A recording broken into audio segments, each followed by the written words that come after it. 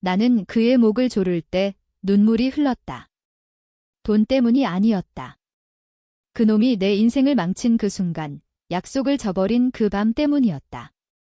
하지만 칼날이 피부를 스치기 직전 그의 눈빛이 변했다. 너도 알잖아. 그 한마디가 모든 것을 무너뜨렸다. 서울의 겨울은 항상 차갑다.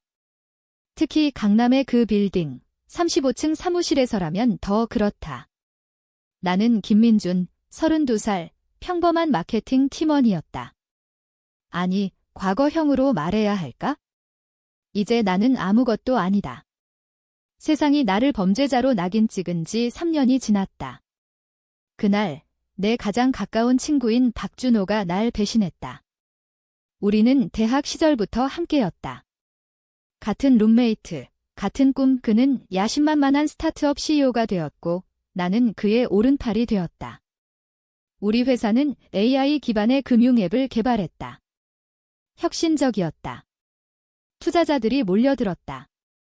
하지만 그 뒤에 숨겨진 진실은 그날 밤 준호가 나를 불렀다.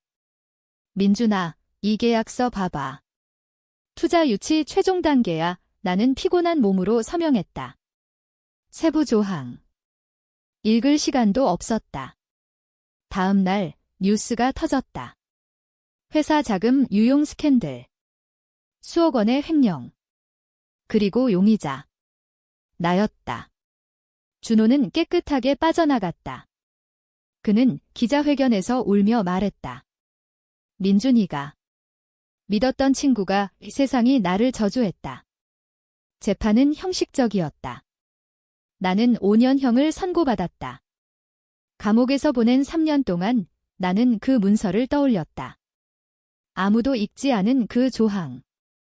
대표이사의 지시하에 모든 재무 결정은 비밀 유지. 왜 그랬을까? 왜 나를 희생양으로? 감옥에서 나온 나는 변했다. 더 이상 순진한 민준이 아니었다. 서울의 뒷골목, 홍대 뒤편의 싸구려 모텔에서 계획을 세웠다. 준호는 이제 대기업 임원이었다. 결혼도 했고 아이도 낳았다. 그의 삶은 완벽했다. 내 삶은 파괴되었다. 나는 그의 비서를 매수했다. 그 문서 다시 구해와 그녀는 떨면서 가져왔다. 먼지 쌓인 서랍에서 나온 그 종이 나는 밤새 읽었다. 그리고 그 조항을 발견했다. 횡령 시 서명자 김민준, 가 최종 책임자 준호가 날 속인 증거. 하지만 더 깊은 비밀이 있었다.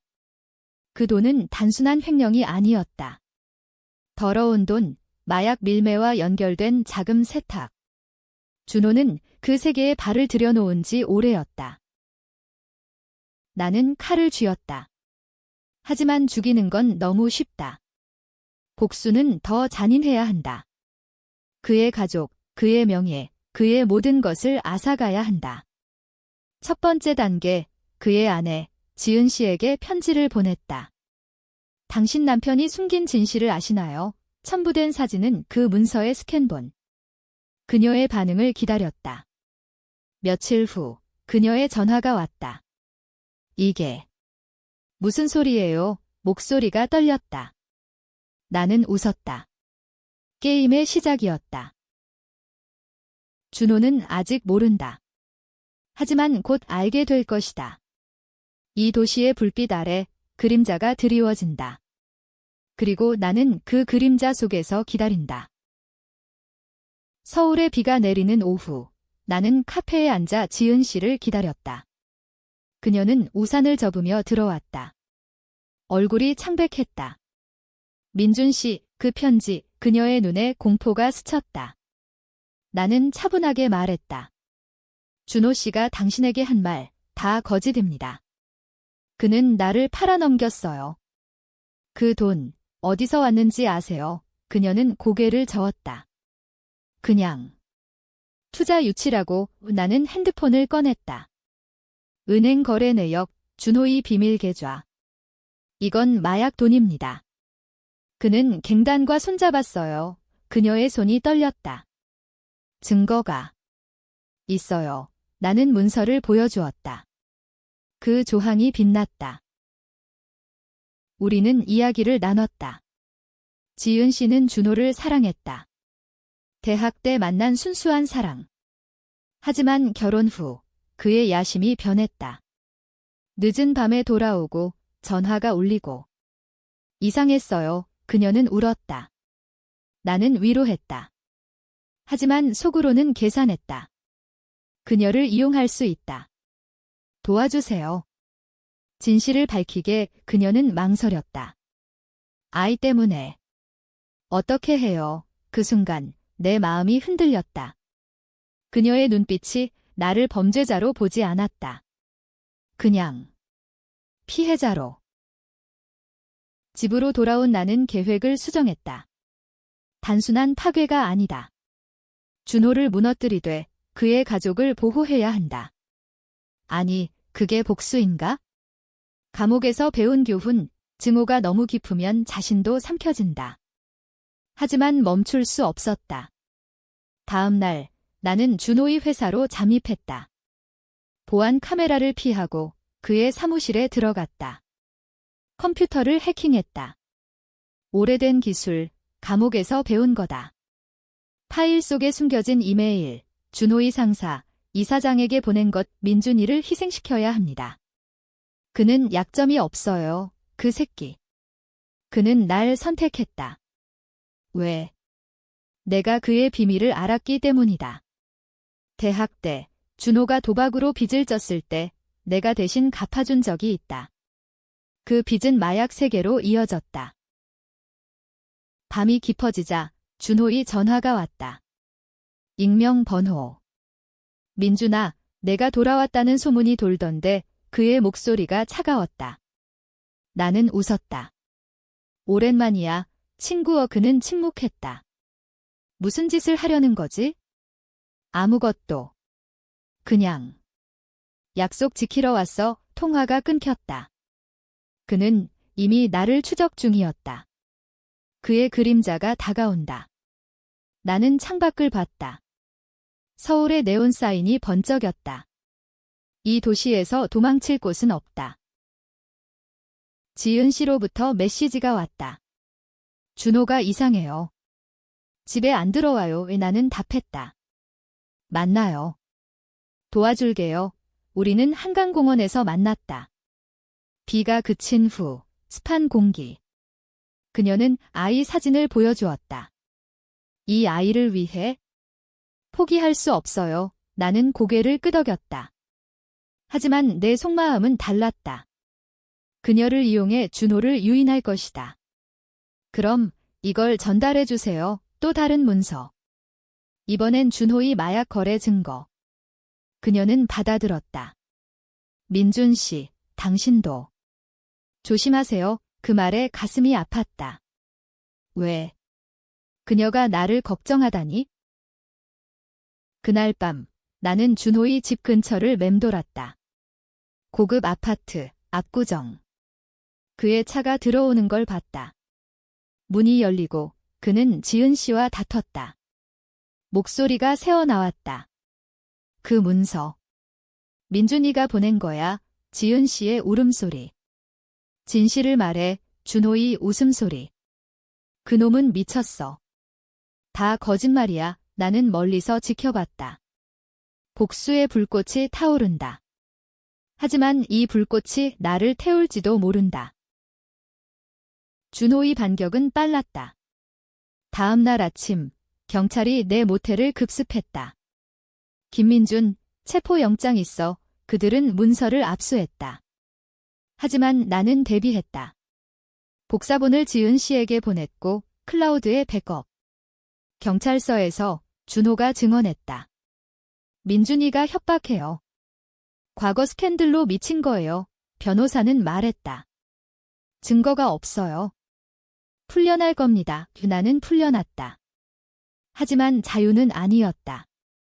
준호의 눈이 사방에 있었다. 나는 피신처를 바꾼다. 이대 앞에 쉐어하우스, 익명의 젊은이들 사이, 그곳에서 인터넷을 뒤졌다.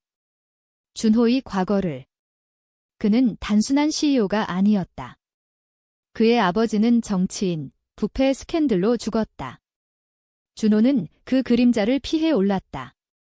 하지만 더러운 돈으로. 나는 해커 친구를 불렀다. 감옥에서 만난 놈, 이제는 프리랜서. 준호의 서버 뚫어봐. 48시간 후, 결과가 왔다. 수백 통의 이메일, 마약 카르텔과 거래. 이 돈으로 회사 키웠어. 민준이는 필요 없었어.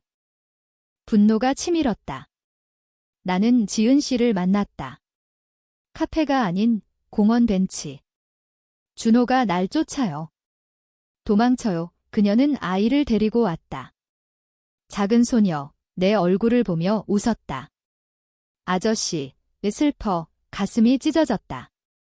아빠가 나쁜 사람이 아니야. 나는 속삭였다. 지은 씨가 말했다. 민준 씨, 복수 그만해요. 우리 함께 경찰에 가요. 나는 웃었다. 너무 늦었어. 그는 날 죽일 거야. 그날 밤 준호가 나타났다. 어두운 골목, 홍대 클럽 뒤 이민준아, 그의 손에 권총. 왜 여기 왔어? 나는 물었다. 그는 웃었다. 끝내자 총구가 나를 겨누었다. 그 순간 플래시백. 대학 캠퍼스. 우리 둘이 술 마시며 약속. 영원한 친구. 배신의 순간. 재판정에서 그의 미소. 나는 달렸다. 총성이 울렸다. 벽에 스친 총알. 나는 도망쳤다. 피가 흘렀다. 어깨. 고통 속에 나는 생각했다. 이게 복수인가? 병원에서 깨어났을 때 지은 씨가 있었다. 미안해요. 준호가. 미쳤어요. 그녀의 눈에 눈물. 그 문서 기자한테 보냈어요. 뉴스가 터졌다. 준호의 회사주가 폭락. 마약 스캔들. 그는 도주 중 나는 웃었다. 하지만 기쁨이 아니었다. 공허. 이제 끝인가? 그녀가 고개를 저었다. 아니요. 진실이 더 있어요. 그녀가 건넨 USB. 준호의 영상. 민준아, 내가 그 빚 갚을 때 난 이미 그 세계에. 하지만 내가 날 구해줬어. 그래서 미안해. 충격. 내가 구했다. 그 빚이 마약으로 이어진 시작. 나는 그걸 알았나? 기억이 희미했다. 술 취한 밤, 준호의 눈물. 도와줘. 나는 대신 갚았다. 무지하게. 퀴스트가 시작됐다. 복수는 내 잘못도 드러냈다. 준호를 찾는 건 쉽지 않았다. 그는 제주도로 도망쳤다. 나는 비행기를 탔다. 비가 내리는 제주공항, 렌터카로 해안도로. 그의 은신처, 고급 리조트 빌라. 지은 씨가 위치를 알려줬다. 가서 말해요. 끝내요. 나는 문을 두드렸다. 준호가 나왔다. 지친 얼굴. 들어와. 부리는 마주 앉았다. 바다 소리가 들렸다. 왜 날 배신했어? 나는 물었다. 그는 한숨 쉬었다. 너 때문이 아니야? 아버지의 유산. 정치 스캔들, 마약. 난 벗어나려 했어? 그 돈으로 회사 세웠어. 하지만 내가 서명할 때 난 선택했어. 널 희생시켜. 그의 눈에 후회. 미안해, 민준아. 나는 웃었다. 미안. 3년 감옥. 내 인생 끝났어. 그는 USB를 봤다. 그 영상. 내가 날 구한 거. 알았어. 그는 고개를 끄덕였다. 그래. 내 덕에 살아. 하지만 그 빚, 내가 갚은 돈이 내 입장 티켓이었어. 대화가 변했다. 그는 울었다. 나도 피해자야. 아버지가 날 끌어들였어. 나는 흔들렸다. 복수의 대상이 무너지자 내 증오도. 그럼 왜 날 쐈어? 두려웠어. 내가 다 안다고 우리는 밤새 이야기했다. 그의 아픔, 내 아픔. 새벽, 그는 말했다. 경찰에 자수할게. 너와 함께 나는 동의했다. 하지만 속으로는 의심. 이게 함정인가? 서울로 돌아온 비행기에서 뉴스가 나왔다. 지은 씨의 인터뷰. 남편은 무죄.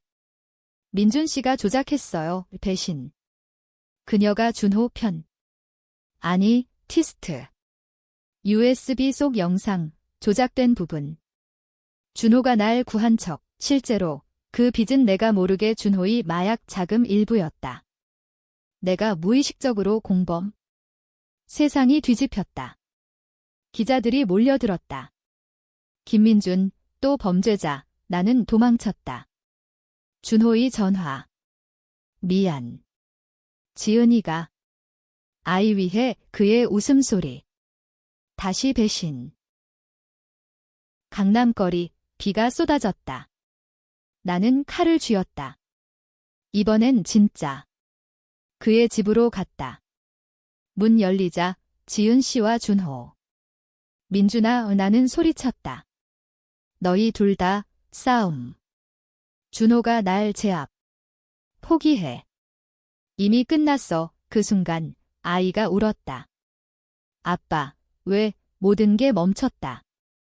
복수의 칼이 떨어졌다. 재판이 다시 열렸다. 이번엔 우리 셋, 준호의 자수, 내 증언, 지은 씨의 고백. 법정은 혼란. 변호사들이 소리쳤다. 김민준은 공범, 증거가 쏟아졌다. 그 문서의 조항, 나의 서명, 준호의 이메일, 배심원들은 갈렸다. 누가 피해자? 누가 가해자? 준호는 말했다. 민준이는 내 친구, 난 그를 지키려 했어, 거짓. 하지만 그의 눈빛, 진심처럼. 지은 씨는 울며 증언. 민준 씨가 우리를 구해줬어요. 그 문서로. 나는 증언대에 섰다. 난 복수하려 했어? 하지만 나도 잘못했어. 그 빚, 그 서명. 무지한 공모. 판사가 물었다. 후회하나? 나는 고개를 끄덕였다. 네, 하지만 진실이 늦었어요. 판결, 준호 7년, 나 2년 집행유예. 지은 씨 무죄. 출소 후 나는 서울을 떠났다. 작은 마을, 바다 쪽의 새 이름으로. 때론 준호를 생각한다. 감옥에서 편지 왔다. 미안. 영원히 나는 찢었다. 하지만 용서. 모르겠다. 세상은 회색. 복수는 아무것도 주지 않았다. 오히려 잃었다. 아이의 웃음소리, 그게 유일한 빛, 티스트, 어쩌면 난 그들의 구원자. 아니, 모두 피해자. 이 이야기는 끝나지 않는다. 너는 누구 편?